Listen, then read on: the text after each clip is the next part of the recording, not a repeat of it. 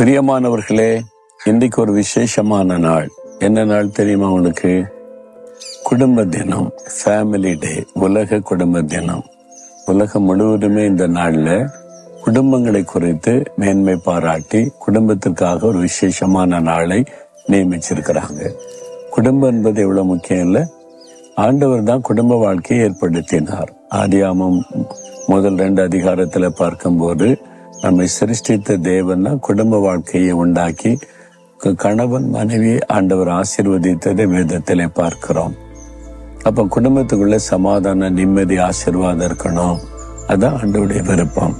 இப்போ ஒரு குடும்பம்னு எடுத்துக்கணும். கணவன் மனைவி, பெற்றோர் பிள்ளைகள், மாமியார் மருமகள், நாத்தனார், இப்படி பல உறவுகள் சேர்ந்துதான் ஒரு குடும்பம். சில குடும்பத்துல எல்லாரும் ஒன்னா இருப்பாங்க.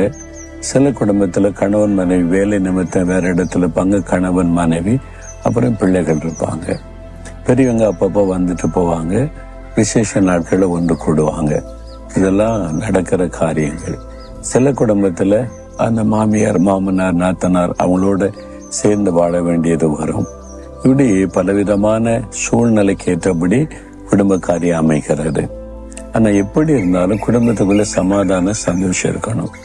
குடும்பம் மகிழ்ச்சியா இருக்கணும். அதான விருப்பம். எனக்கு நல்ல குடும்பம் அமைஞ்சிருக்கு அப்படின்னு சொல்றதுல சிலர் ரொம்ப சந்தோஷப்படுவாங்க. அதான் பெரிய ஆசீர்வாதம். அப்ப நீங்க மகிழ்ச்சியா குடும்பத்தில் இருக்கணும்னா, நம்ம சுத்தி இருக்கிறவங்க நல்லவங்களா இருக்கிறாங்க, அப்படி இருக்கான்னு சொன்னா போதாது. நான் இப்படி இருக்கிறேன் அப்படின்றத நம்ம யோசிக்கணும். இப்போ குடும்பம் முழுவதும் ரட்சிக்கப்பட்டு கர்த்தருக்குள்ள இருந்தா அந்த குடும்பம் ஆசீர்வதிக்கப்பட்ட மகிழ்ச்சியான குடும்பமா இருக்க முடியும். ஏன்னா அப்போஸ்தலர் 16:31 கர்த்தராகிய இயேசு கிறிஸ்துவை விசுவாசி, அப்பொழுது நீயும் உன் வீட்டாரும் ரட்சிக்கப்படுவீங்க. குடும்பமே ரட்சிக்கப்பட்டு சந்தோஷமா இருப்பீங்கன்னு கர்த்தர் வாக்கு கொடுக்கிறார். உங்க குடும்பத்துல சந்தோஷம் இருக்குதா? அப்போ குடும்பத்துல கணவனுக்கு ஒரு பொறுப்பு இருக்கு, மனைவிக்கு ஒரு உத்தரவாதம் இருக்கு, பெற்றோர், பிள்ளைகள், மாமியார், மருமகள் எல்லாருக்கும் ஒரு பொறுப்பு இருக்கு. அவரவர்கள் வேத வசனத்தின்படி வாழ தாங்கள் ஒப்பு கொடுத்தாதான் குடும்பம் முழுவதில் மகிழ்ச்சி இருக்கும்.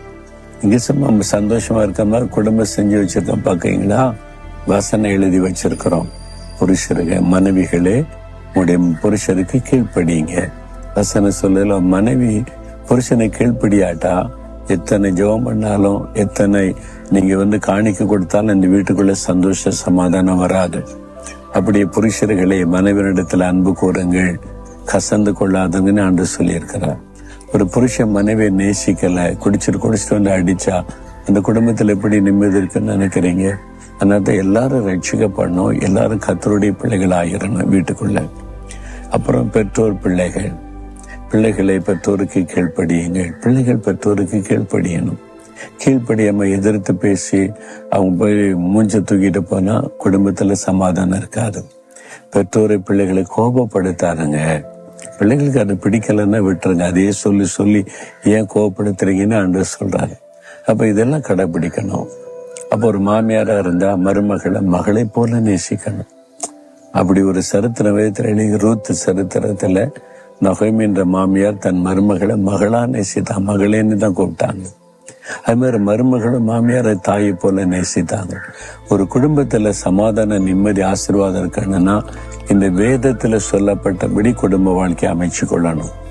அதுக்கு முதல் அடிப்படை எல்லாரும் ரட்சிக்கப்பட்டிருக்கணும். பாவத்தை விட்டு மனம் திரும்பி இயேசுவின் ரத்தத்தினால் மீட்கப்பட்டிருக்கணும். இன்னும் உங்க வீட்டுல யாராவது ரட்சிக்கப்படாம இருந்தா சொந்து போகாதங்க. நீங்க ஜெபிங்க, இந்த வசனத்தை வைத்து நீயும் உன் வீட்டாரும் ரட்சிக்கப்படுவீர்கள் என்ன வாக்குத்தத்தை நிறைவேறும். இப்ப நம்ம ஜெபிக்கலாமா? நீங்க கணவனா இருந்தா கணவனுக்கு சொல்லப்பட்ட ஆலோசனைக்கு கீழ்ப்படியோ ஒப்பு கொடுங்க. மனைவியா இருந்தா ஒரு மனைவி எப்படி நடக்கும்னு சொல்லி இருக்கிற வசனத்துக்கு ஒப்பு கொடுங்க. நீங்க பிள்ளைகளா இருந்தா வசனத்தின்படி பிள்ளைகளை எப்படி இருக்குன்னு ஒப்பு கொடுங்க. அவரவர்கள் நம்முடைய உத்தரவாதத்தை உணர்ந்து ஒப்பு கொடுத்தால் போதும். நம்ம என்ன செய்யற குடும்பத்துல இவங்க மற்றவங்களை கை காட்டி இவங்க சரியில்லை, அவங்க சரியில்லைன்னு ஆண்டு சொல்றார். நீ ஒன்னு சரிப்படுத்திக்க, உன் குடும்பத்துக்குள்ள ஆசீர்வாதம் வரும். ஒப்பு கொடுக்குறீங்களா? உங்களை நீங்க ஒப்பு கொடுத்துட்டா வீட்டுக்குள்ள மாற்றத்தை ஆண்டவர் கொண்டு வருவார். நீங்க அடுத்தவங்களை கை காட்டி சமாதானத்தை, சந்தோஷத்தை இழந்துடாதுங்க. இப்ப நம்ம ஜெபிக்க போறோம். என் குடும்பம் மகிழ்ச்சியா இருக்கணும், ஆசீர்வாதமா இருக்கணும், ஆண்டவர் அதற்கு என் குடும்பத்தை நீ ரட்சிக்கணும், எல்லாருக்குள்ள ஒரு மன அன்பு ஐக்கியம் வரணும். என் குடும்பத்துக்காக நான் ஜெபிக்கணும். ஒரு நிமிடம் ஜெபிக்கிறீங்களா? ஆண்டவரே, நீர் குடும்பத்தை ஏற்படுத்தினவர், குடும்பத்தை ஆசீர்வதிக்கிறவர். இந்த நாளில யார் யார் தங்களுடைய குடும்பத்திற்காக சமாதானம், சந்தோஷம், ஐக்கியம், அன்புக்காக ஜெபிக்கிறாங்களோ ஒவ்வொருடைய ஜெபத்தை கேட்டு அந்த வீடுகளுக்குள்ளே சமாதானம் உண்டாகட்டும், குடும்பங்களுக்குள்ளே ரட்சிப்பின் மகிழ்ச்சி உண்டாகட்டும், எல்லாரும் வசனத்தின்படி வாழ்கிற உன்னத அனுபவம் உண்டாகட்டும். மகிழ்ச்சியான குடும்பமாய், ஆசீர்வாதமான குடும்பமாய் இவர்களுடைய குடும்பம் இயேசுவின் நாமத்தில் ஆசீர்வதிக்கப்படட்டும். ஆமேன், ஆமேன்.